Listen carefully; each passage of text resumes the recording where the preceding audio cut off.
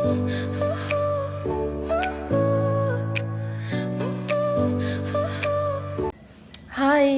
මගේ යාළුවෝ හැමෝම ආදරෙන් පිළිගන්නවා මගේ YouTube channel එකට.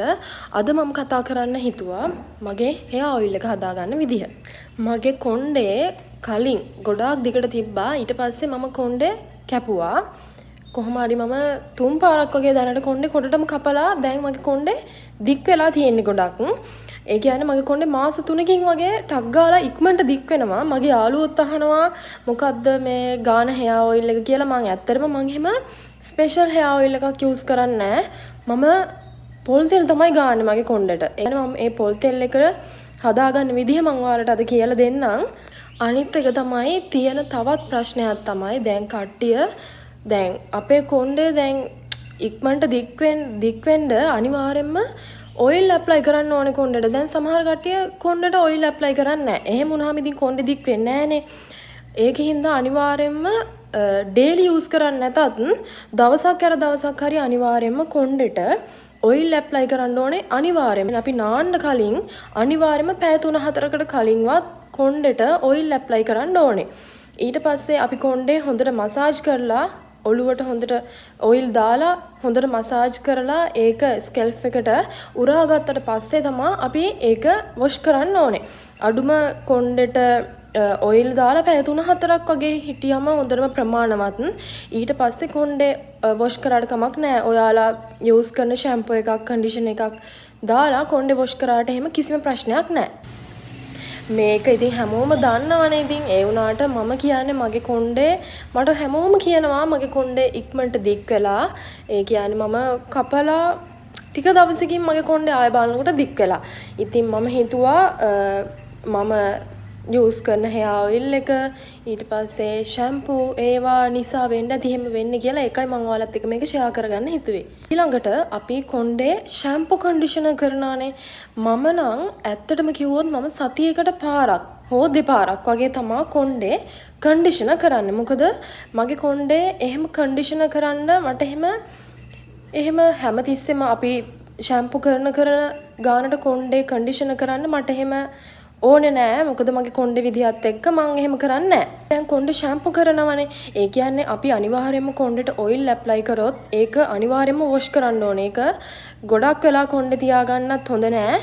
ඒකින්ද මම නම් කියන්නේ පැය 3ක් හෝ 4ක් අනිවාර්යයෙන්ම කොණ්ඩේ ඔයිල් එක තියලා ඊට පස්සේ අනිවාර්යයෙන්ම ෂැම්පූ කරලා ඒක වොෂ් කරන්න ඕනේ අනිවාර්යයෙන්ම. හරි, අපි දැන් බලමු මේ ඔයිල් එක හදාගන්න ඕනේ ඉන්ග්‍රීඩියන්ට්ස් මොනවද කියලා. මුලින්ම ඕනේ කරන්නේ අපිට මේකේ ප්‍රධානතම අමුද්‍රව්‍ය තමයි පොල් තෙල්. මම ගාන පොල් තෙල් එක නම් අපේ ගෙදරම හදාගත්ත පොල් තෙල් එකක්. ඒ වගේම විටමින් E, ඊට පස්සේ කරපිංචා, ඊළඟට උළුහල්. හරි, දැන් අපි බලමු මේක හදාගන්නේ කොහොමද කියලා. මුලින්ම චාත්තියක් හෝ මොකක් හරි වාජනයක් ටිපෙන් තියලා ඊට පස්සේ අඩු ගින්දරේ තියලා ඊට පස්සේ මේකට කොකනට් ඔයිල් දාගන්න ඕනේ. ඔයාලට කැමති ප්‍රමාණයක්. මම නම් මේක සාමාන්‍ය මාසයක් වගේ හෝ සති 3ක් වගේ කාලයක් යූස් කරන්න බලාගෙන තමයි හදාගන්නේ. මේ පොල් තෙල් එක රත් වුණාට පස්සේ අපි ඒකට උළුහල් එකතු කරගන්න ඕනේ. ඊට පස්සේ කරපිංචා එකතු කරගන්න ඕනේ. දැන් අපි ඔයිල් එක හදාගෙන ඉවරයි. මගෙත් අද පොඩ්ඩක් කරපිංචා උළුහල් චුට්ටක් කළු වුණා. එච්චර කළු කරගන්න එපා. දාගෙන ඉවර වෙලා ඊට පස්සේ මේක හොඳටම රස්නේ අඩු වුණාට පස්සේ හොඳටම නිවුණාට පස්සේ මේක බොටල් එකකට වෙනම අපිට යූස් කරන්න බොටල් එකකට අස් කරගන්න ඕනේ. කරලා අරගෙන මේක මම මේ ඔයිල් එක දාගන්න ගත්තා. මේක ඔයාලට කැමති බොටල් එකක් යූස් කරන්න පුළුවන්. වීදුරු එකක් නම් ගොඩක් හොඳයි.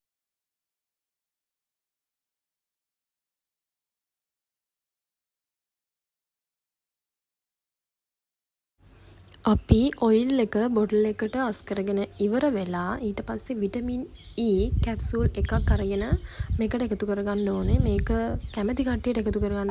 හරි, මේ දවස්වල නම් අපෝ පුදුම මැස්ස ගොඩක් ඉන්නේ අප්පා එපා වෙලා තියෙන්නේ. ඊට පස්සේ මේක හොඳට hair එකට දාගෙන මසාජ් කරගන්න තමයි තියෙන්නේ.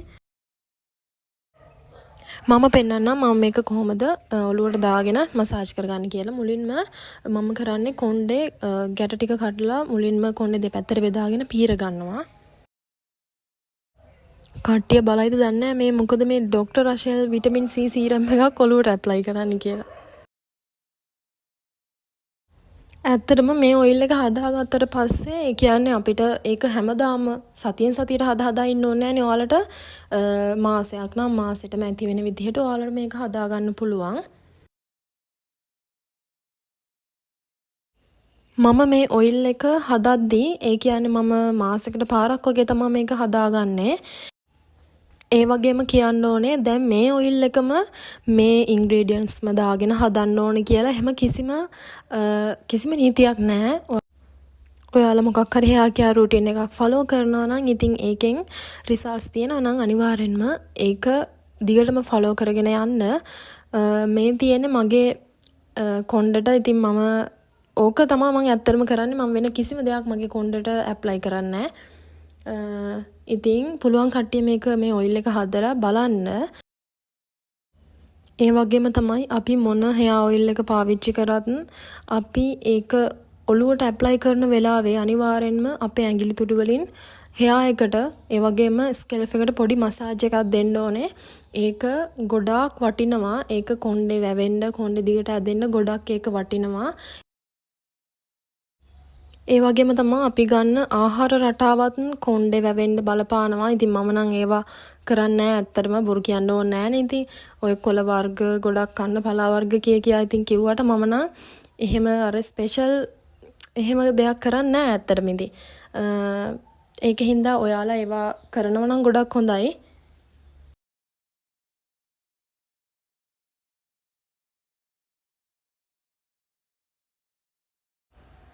ඔයාලට අඩුම විනාඩි 5ක්වත් කොණ්ඩේට මසාජ් එකක් කරගන්න පුළුවන් නම් ඒක ගොඩාක් වටිනවා. ඒ වගේම තමයි දැන් මට මොකක් හරි ඔළුවේ කැක්කුමක් හැදුනොත් මම අම්මට කියලා ඔයිල් ටිකක් දාගෙන ඔළුව මසාජ් කරගන්නවා. එතකොට මාර සහනයක් දැනෙනවා.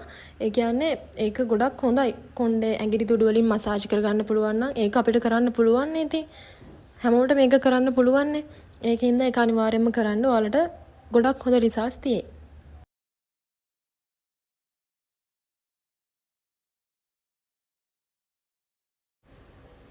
හරි. ඊට පස්සේ කොණ්ඩෙට ඔයිල් එකත් ඇප්ලයි කරලා කොණ්ඩේ මසාජ් කරලා ඔක්කොම කරලා ඉවර වෙලා මම කොණ්ඩේ උඩට කරලා ගැට ගහ ගන්නවා තදට. ඊට පස්සේ පැය 3ක් 4ක් වගේ ඉඳලා කොණ්ඩේ වොෂ් කරනවා. මම යූස් කරන්නේ Dove shampoo එක මගේ කන්ඩිෂනර් එක ඉවර වෙලා. ඉතින් ඕක තමයි මම මගේ hair එකට ඇප්ලයි කරන ඔයිල් එක. ඔයාලත් යූස් කරලා බලන්න. මේක හොඳයි නම් දිගටම යූස් කරන්න.